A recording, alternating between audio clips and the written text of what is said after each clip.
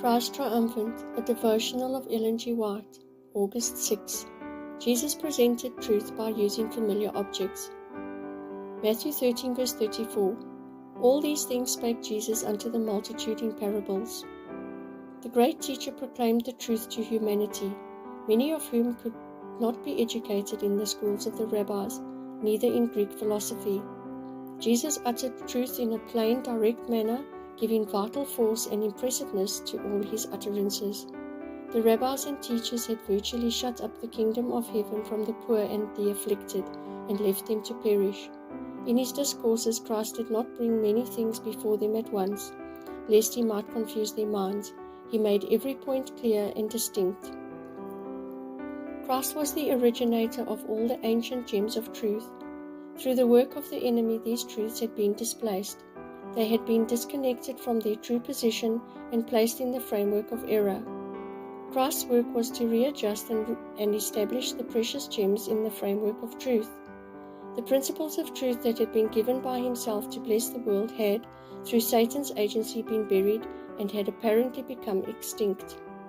Christ rescued them from the rubbish of error, gave them a new vital force, and commanded them to shine as precious jewels and stand fast forever. Christ himself could use any of these old truths without borrowing the smallest particle, for he had originated them all. As Christ presented these truths to minds, he broke up the accustomed train of thought as little as possible.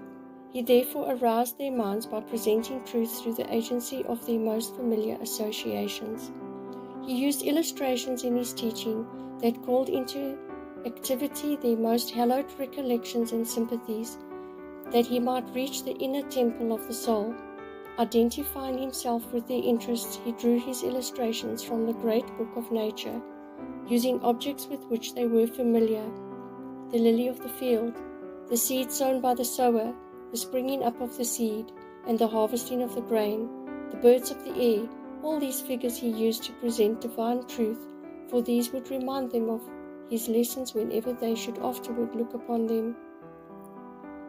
Although Satan had misrepresented God's purposes, falsified his character, and caused people to look upon God in a false light, yet through the ages God's love for his earthly children had never ceased. Christ's work was to reveal the Father as merciful, compassionate, full of goodness and truth. The only begotten Son of God sweeps back the hellish shadow in which Satan has enveloped the Father, and declares, "I and my Father are one. Look on me and behold God." Manuscript 25, 1890. Manuscript releases 13, 240 to 243.